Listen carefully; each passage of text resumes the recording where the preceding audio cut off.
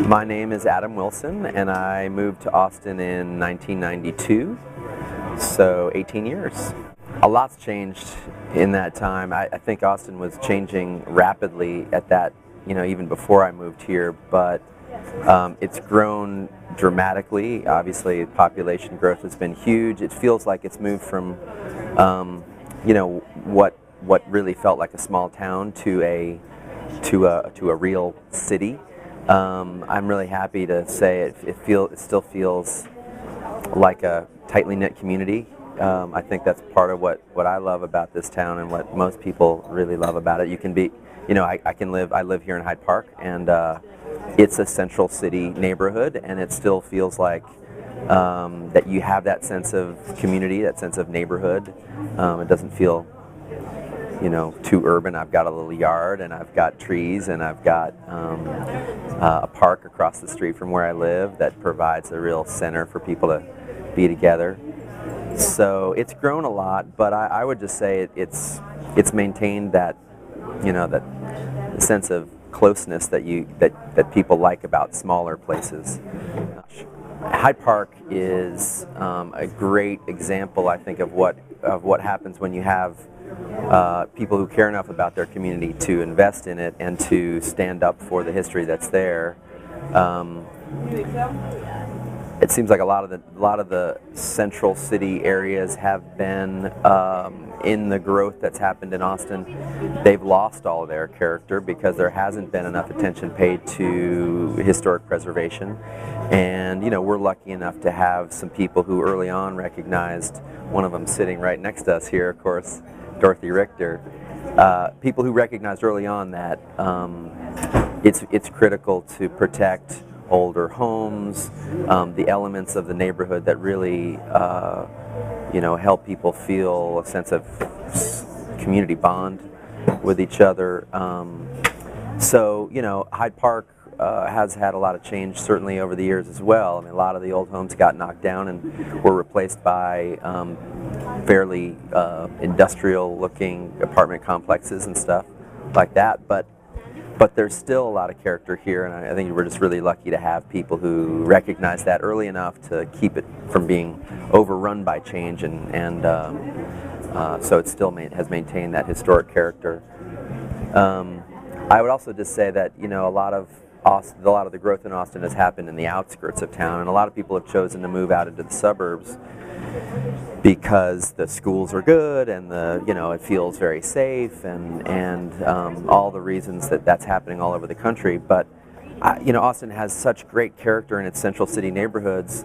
I wouldn't trade what we have here for anything, and I really think that people who have abandoned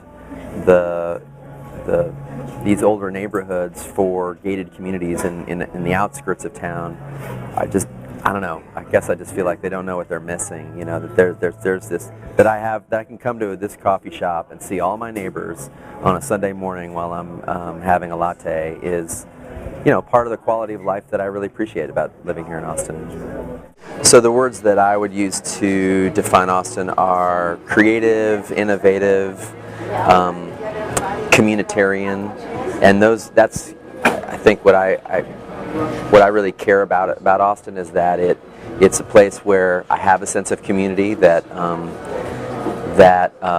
people care about this community, and they recognize that it's a really special place, and that to keep it a really special place, you have to work at it. You have to be invested in building community, in maintaining the history of this place.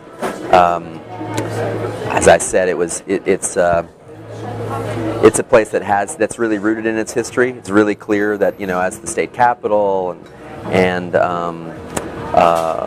one of the early communities in the whole state of Texas, it's got a really interesting dynamic history, and it's a very creative and innovative place. The computer industry and technology industry that's here has really grown up a lot, and has made, I think, this place feel very like that there's change, and that it's modern, and that there's innovation, and that there's always an interest in looking for creative solutions. Obviously, the arts are a huge part of what makes this place a special place too. So I think that also just feeds that sense that we live in this really creative, dynamic place where a lot of positive change is possible. So that's what I love about Austin. You know, so I live right across the street from the Elizabeth Ney Museum, and that's a space that has a really incredible history that I've learned more and more about over the years. But in the process of restoring that space to its period of historical significance, the sense that I get is that we've kind of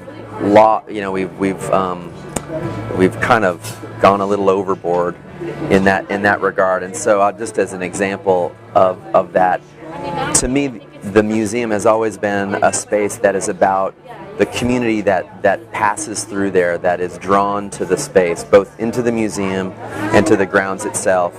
And living where I do, I get to look out my kitchen window and see that there's kids playing on the wall, there's people, going to have lunch on the grounds. It's a space that it's like this tiny little castle in the middle of Austin, which is kind of amazing and incredible. So I love that it's there, and I love that it's a space that people can use to connect with history and to connect with each other. And I think that the effort to restore that museum has been largely positive. We all want to see the building itself maintained and preserved so that it's there for the next 100 years. But some of the things that they've talked about doing to bring it back to exactly the way it was when Elizabeth Ney was alive seem counterproductive to the communitarian value of that space. And undermine some of the history that's been layered on top of the space after she died. So, the big issue, I think, for a lot of the neighbors is the stone wall that was built around the property by the Violet Crown Garden Club after Elizabeth Ney died in her honor, and to really restore it to the place it was when she was alive, you'd take the wall out and you'd put up a chicken wire fence, which I understand that would be, in a strict sense, true to her vision for the property.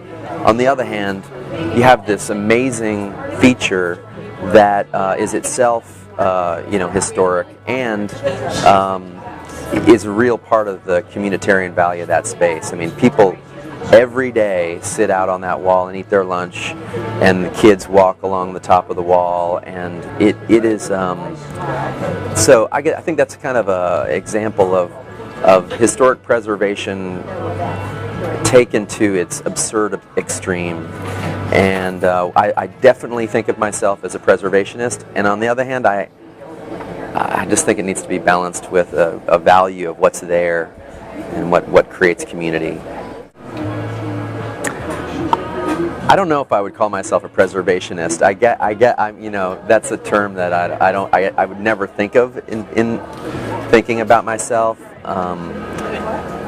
But I choose to live in an older Central City neighborhood. I live in a home that was built in 1919, and I really love that I have a space that is, and I want to work to maintain that. I certainly support the efforts to preserve the history of our neighborhood and of our city. I guess I want to make sure that stays balanced with the sense of progress and change, and that we don't stifle innovation and creativity by going overboard with preservation.